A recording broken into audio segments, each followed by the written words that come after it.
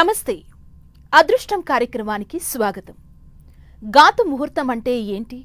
గాతు తిథి, గాతు వారం, గాతు నక్షత్రం అంటే ఏంటి తెలుసుకుందాం. అసలు ఈ గాతు వారాలు, గాతు ముహూర్తాల్లో చేయకూడని పనులేంటి, చేయవలసిన పనులేంటి, ఎవరెవరికి ఏ రాశి వారికి ఏ ఏ వారాలు కలిసొస్తాయి, ఏ రోజు కలిసొస్తుందో తెలుసుకుందాం. మనతో పాటు ఉన్నారు ప్రముఖ జ్యోతిష్యులు వీరాపురం సుబ్రహ్మణ్య స్వామి గారు. గురువుగారితో మాట్లాడదాం. గురువుగారు నమస్తే అండి. శుభాశీస్సులండి. గురువుగారు, ఘాతు ముహూర్తం, ఘాతు వారం, ఘాతు తిథి అంటారు.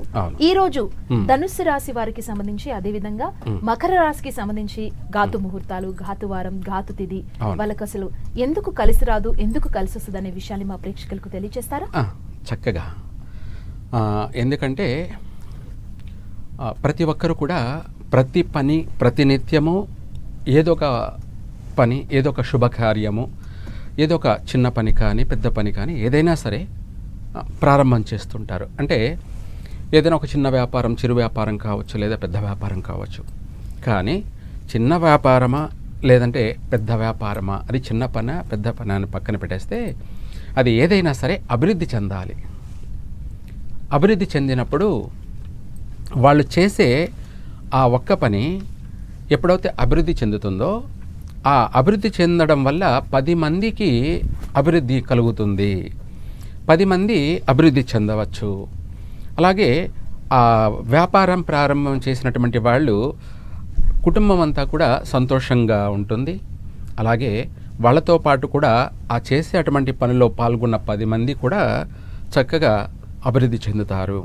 ప్రతి సంస్థ, అది చిరు వ్యాపారమా లేదా పెద్ద వ్యాపారమా, లేకపోతే అది ఒక పెద్ద సంస్థ, చిన్న సంస్థ, ఏదైనా సరే మనం చేసే అటువంటి సమయమే శుభ సమయం. దాన్నే గుడ్ టైం. నేను ఎవరినైనా సరే అడిగి చేసినా అడగకుండా చేసినా మనం చేసిన సమయం బాగున్నట్టయితే చక్కగా కలిసి వస్తుంది. మనం ప్రారంభం చేసిన ప్రతి కార్యం కూడాను దిగ్విజయంగా నెరవేరుతుంది. అలాగే అందులో మనకు కలిగేటువంటి ఆనందము, సంతోషము, అలాగే ఆర్థికపరమైనటువంటి అభివృద్ధి, అన్ని విధాలా కూడా మనము అభివృద్ధి చెందుతూ మనం 10 మందికి కూడా మార్గాన్ని సూచించగలం. అయితే ఇక్కడ మనము ఎవరైనా సరే అడిగి చేశారా అడగకుండా చేశారా అనేది పక్కన పెట్టేస్తే, మనము ప్రతి రాశి వారికి ఏవి అశుభ తిథులు, అలాగే అశుభవారము అంటే ఘాతువారము, అశుభ మాసము, ఇవి ఒకటి మనం తెలుసుకోగలిగితే మిగతాటివన్నీ కూడాను శుభమాసాలే, శుభవారాలే. ఎందుకంటే ప్రతిదీ మనము ఆచరించి చేస్తేనే చక్కగా మన కుటుంబం అంతా అభివృద్ధి చెందుతుంది, అలాగే దేశమంతా కూడా అభివృద్ధి చెందుతుంది. సరే, మనము చెప్పుకుంటున్నట్టు ప్రతి రాశి వారికి ఏ ఏ మాసం కలిసి వస్తుంది, ఏ మాసం కలిసి రాదో తెలుసుకుందాం. ప్రస్తుతం ఇప్పుడు ధనుసు రాశి వారికి, అలాగే ఆపోజిట్ రాశి కన్యా రాశి. ధనుసు రాశి వాళ్ళు కన్యా రాశి వాళ్ళతో ఎటువంటి పార్ట్నర్షిప్ చేయకూడదు. అది వివాహ జీవిత భాగస్వామి కావచ్చు.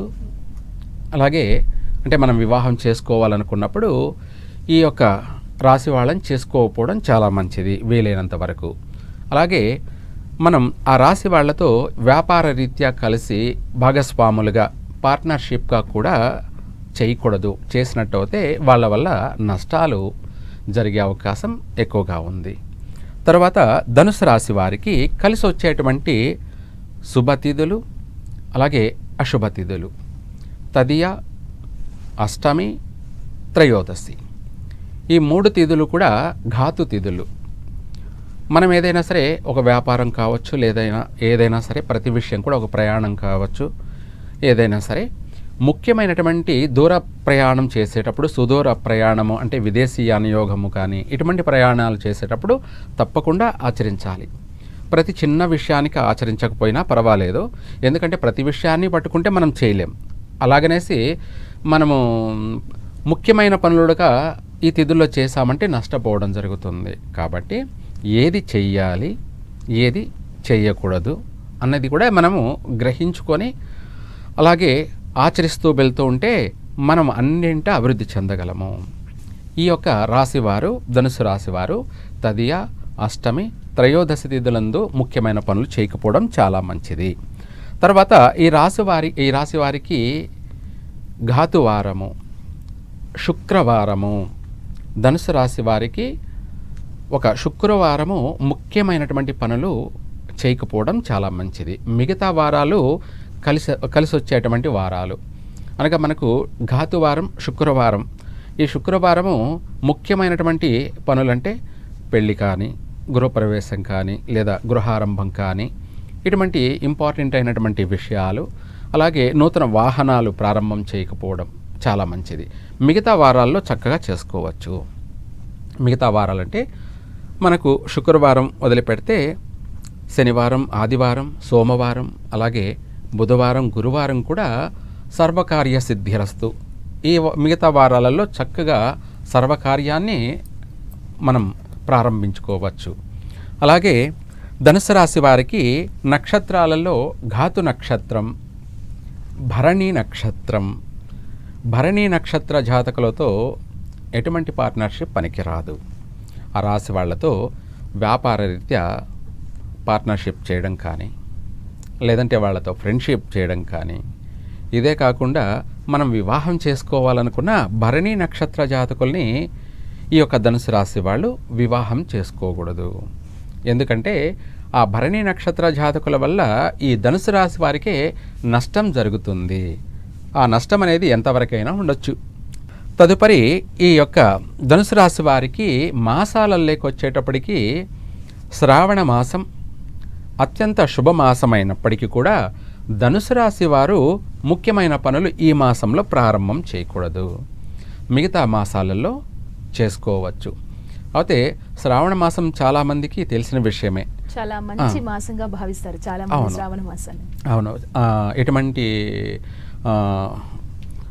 అంటే పెళ్ళిళ్ళు కానీ, గృహప్రవేశాలు కానీ, గృహారంభాలు కానీ, ఇవే కాకుండా ఇంకా అన్నీ కూడా అన్నప్రాసన, అక్షరాభ్యాసం, నామకరణం, ఇలాంటివి ప్రతి ఒక్క నూతన వ్యాపారాలు అన్నీ కూడా ప్రారంభించేటువంటి శుభమాసమే అయినప్పటికీ ధనుసు రాశి వారికి మాత్రమే ఘాతు మాసము.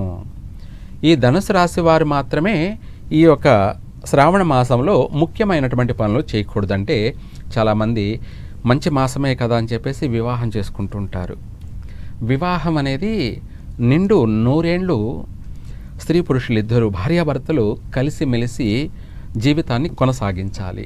అయితే ఇక్కడ ఆ ఘాతు మాసంలో చేసుకోవడం వల్ల వీళ్ళకి కొంతవరకు ఒడిదుడుకలు, అలాగే కష్టాలు, అష్ట కష్టాలు అంటాం కదా, అలాగే కష్టాలు ఎదురయ్యే అవకాశం ఉంది. ఇదే కాకుండా ఇద్దరి మధ్య ఎడబాట్లు జరిగే అవకాశము ఉంటుంటాయి.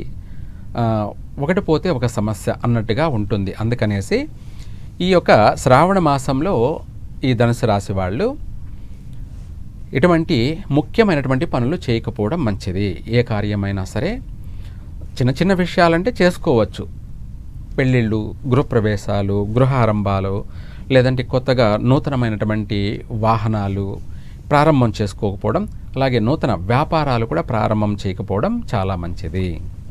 అలాగే ధనుసు రాశి వారు మరలా వాళ్ళకి శుభలగ్నమా అశుభ లగ్నం ఏది?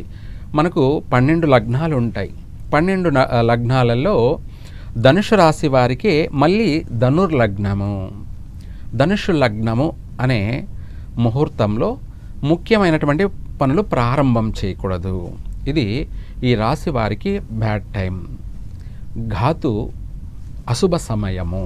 కాబట్టి ముఖ్యమైన పనులు అంటే మామూలుగా వివాహం చేసుకునేటప్పుడు ముహూర్తం పెట్టుకుంటారు. అయితే ధనుర్లగ్న ముహూర్తం మంచిదే కదా అని చెప్పేసి అందరికీ అందరికీ శుభలగ్నమే అనుకొని పెట్టుకుంటూ ఉంటారు. అయితే ధనుసు రాశి వారికి మరలా ధనుసు లగ్నంలో వివాహం చేయకూడదు. ఇది అశుభ సమయం కాబట్టి ఆ చేసినటువంటి టైం అనేది బ్యాడ్ టైం కాబట్టి వీలైనంత వరకు ముఖ్యమైన పనులే కాదు, చిన్న చిన్న పనులు కూడా వీలైనంత వరకు కూడా చేయకూడదు. ఒకవేళ చిన్నపిల్లలకి అక్షరాభ్యాసం చేయిస్తున్నారనుకోండి, ఆ అక్షరాభ్యాసం అనేది మనం ఆ సమయంలో ప్రారంభించడం వల్ల చదువుకి జీవితాంతం విద్యకి ఆటంకాలు ఎదురవుతూ ఉంటాయి. చదువు మధ్యలోనే ఆగిపోయే అవకాశము ఉంటుంది. లేదంటే ఆటంకాలంటే మనకు ఫెయిల్ కావడము, లేదంటే ఏదో కారణంగా ఆగిపోవడం, మళ్ళా కొనసాగించడం, అంటే టైం అనేది వృధా అయిపోతూ ఉంటుంది. ఇలాంటి పనులు అనేది చేయకూడదు.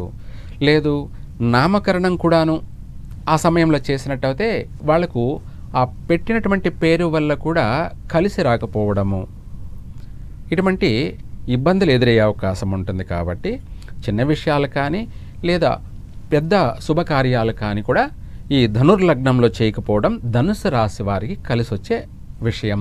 మిగతా శుభలగ్నాలే, మిగతా అన్నీ కూడాను ఒక ధనుర్లగ్నం కాకుండా మిగతా అన్ని లగ్నాలు కూడా వీళ్ళకి మంచి శుభలగ్నాలే. కాబట్టి మిగతా టైంలో ఏ పని చేసినా కూడా ఈ రాశి వారికి చక్కగా కలిసి వస్తుంది.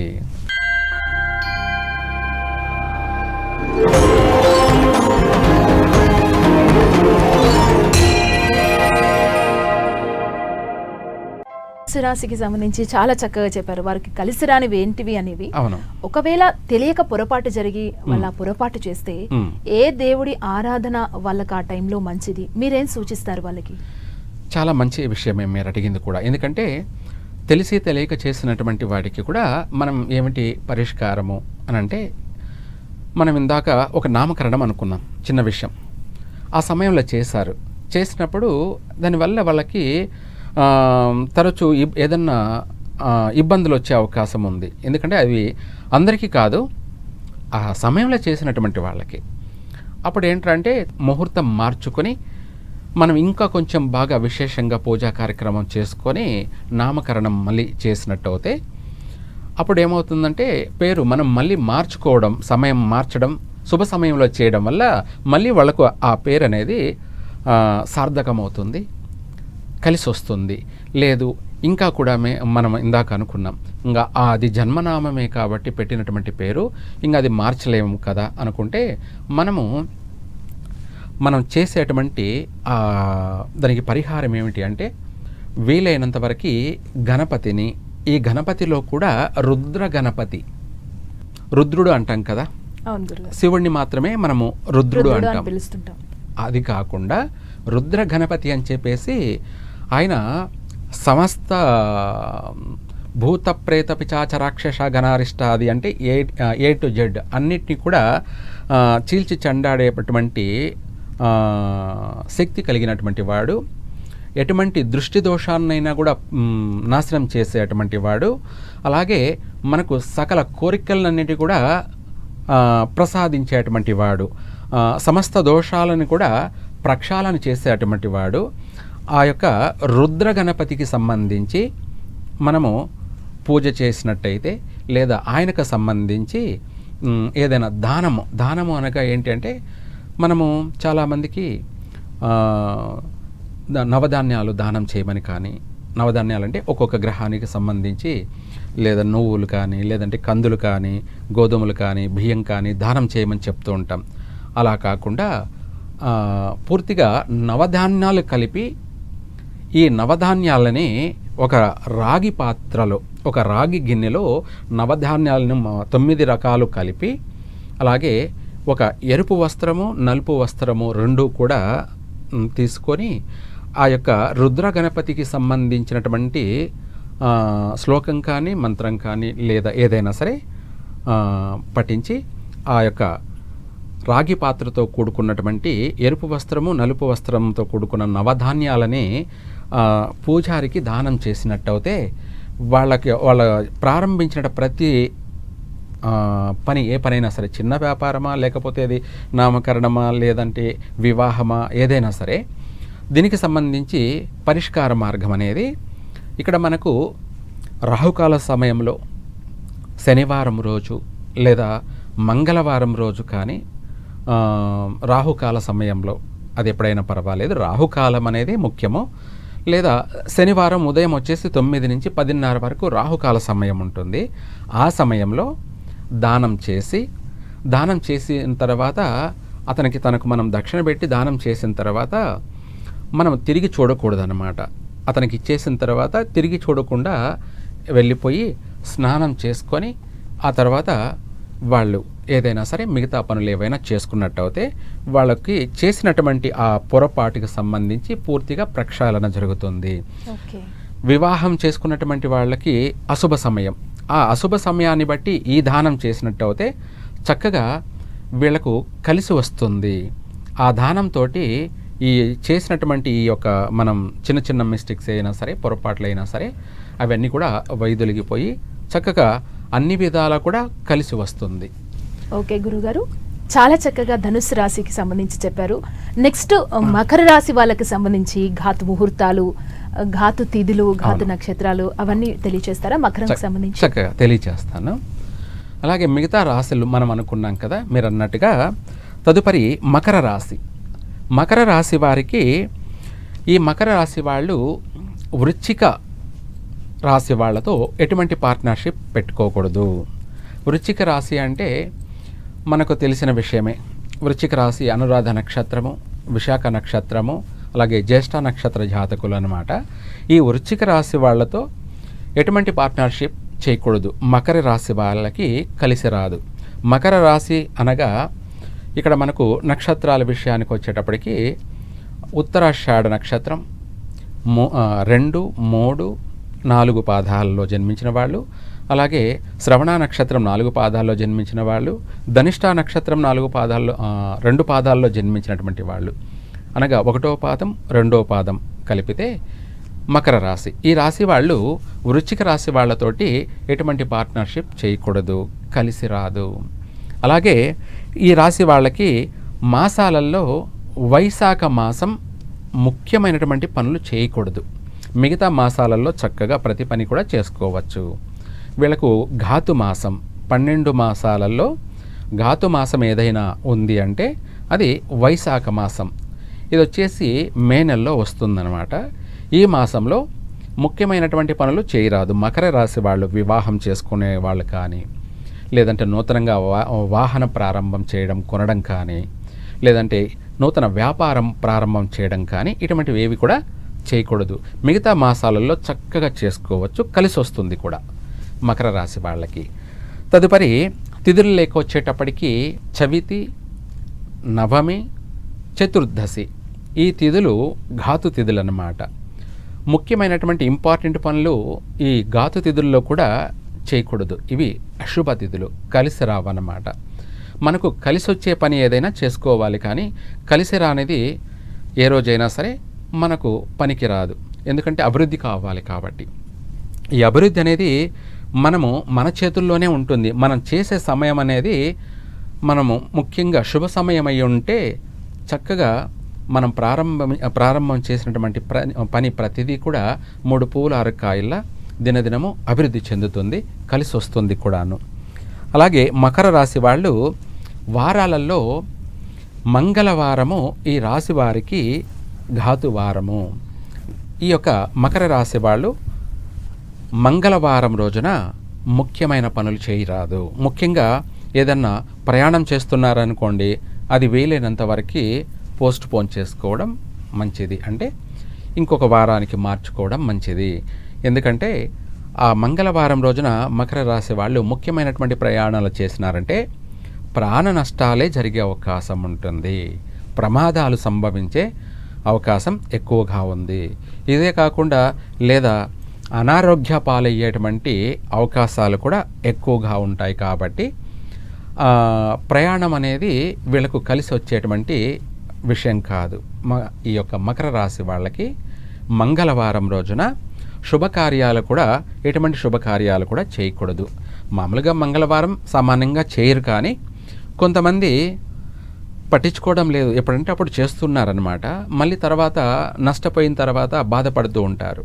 ముఖ్యంగా మకర రాశి వాళ్ళు మంగళవారం రోజున ముఖ్యమైన పనులు చేయకూడదు. మిగతా వారాలలో చేసుకోండి, కలిసి వస్తుంది.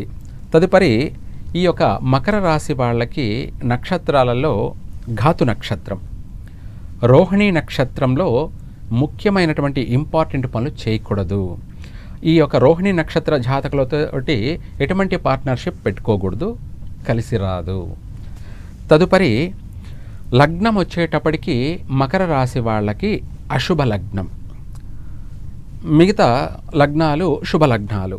అయితే మకర రాశి వారికి అశుభ లగ్నం ఏది అంటే కుంభలగ్నము. కుంభలగ్నంలో ముఖ్యమైనటువంటి పనులు చేయరాదు. కుంభలగ్నము అనేది శుభలగ్నమే అయినప్పటికీ మకర రాశి వారికి ఈ యొక్క కుంభలగ్నం అనేది బ్యాడ్ టైం అన్నమాట. అందువల్ల ముఖ్యమైనటువంటి పనులు చేయకపోవడం చాలా మంచిది.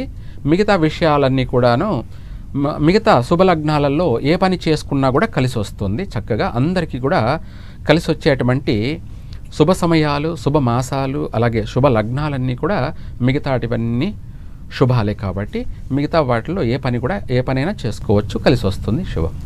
గురువుగారు, మకర రాశి గురించి చాలా చక్కగా ఘాతు ముహూర్తాలు, వారాలు, తిథులు చెప్పారు. తప్పిదం జరిగితే మకర రాశి వారు ఏ దేవుడి ఆరాధన చేయాలి? పరిహారాలు ఏమైనా ఉన్నాయా? చక్కగా మీరు చెప్పింది. పరిహార మార్గాలు కూడా ఉన్నాయి. ఈ రాశి వాళ్ళు ఆంజనేయ స్వామిని, మకర రాశి వాళ్ళు వీలైనంత వరకు ఆంజనేయ స్వామికి మనం చేసినటువంటి పని ముందు కానీ చేయబోయే పనికి ముందు కానీ లేదంటే ఆ పని చేసిన తర్వాత అయినా సరే ఆంజనేయ స్వామికి సంబంధించి ఆకు పూజ జరిపించడం. ఆకు పూజ అంటే తమలపాకులతోటి ఆయనకు ఇది కూడా ఆకు పూజలో కూడా రకాలు ఉంటాయి. అయితే ఎవరైనా సరే ఆకు పూజను కూడా ఎలా చేయాలి అంటే మనం అయ్యగారిని సంప్రదించి అయ్యగారి ద్వారా పూర్తిగా మనం మంత్రోచ్చారణతో చేయవచ్చు, లేదంటే మనమే చేసుకోవచ్చు. ఒక అష్టోత్తరం చిన్న బుక్ తీసుకొని అందులో ఆంజనేయ స్వామికి సంబంధించినటువంటి అష్టోత్తరం ఉంటుంది.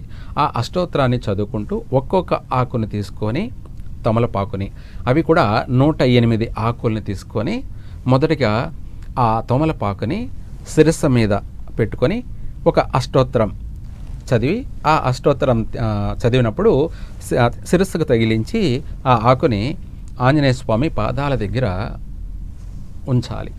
అలాగే రెండో ఆకు తీసుకొని విధిరాతని ఇలా తలరాతని ఆకుతోటి ఇలా ప్రక్షాళన చేసుకొని అంటే అష్టోత్తరాల్లో రెండో పఠించి ఆయన కుడి కాలు దగ్గర పెట్టాలి. అలాగే మళ్ళీ మూడో ఆకు తీసుకొని మనకు కంటికి కుడి కన్నుకి తగిలిచ్చి పెట్టాలి. ఇలా మన శరీర దేహానికి సంబంధించి 108 అష్టోత్తరాలను పఠిస్తూ 108 ఆకుల్ని మన శరీర వక్షస్థలాలన్నిటి కూడా తగిలిస్తూ ఆంజనేయ స్వామికి పెట్టినట్టయితే సమస్త దోషాలన్నీ కూడా ప్రక్షాళన జరుగుతాయి. వీళ్ళకు 1000 ఏనుగుల బలం కలుగుతుంది. అలాగే చక్కగా అన్ని విషయాలలో కూడా వీళ్ళకి దిగ్విజయంగా ప్రతి పనిని సంపూర్ణంగా పూర్తి చేయగలుగుతారు. చాలా చక్కగా చెప్పారు గురుగారు. ధనుస్సు రాశి, మకర రాశి వారికి సంబంధించి చాలా విషయాన్ని తెలియజేశారు ఈరోజు. ధన్యవాదాలు గురుగారు. సర్వే జన సుఖినో భవంతు.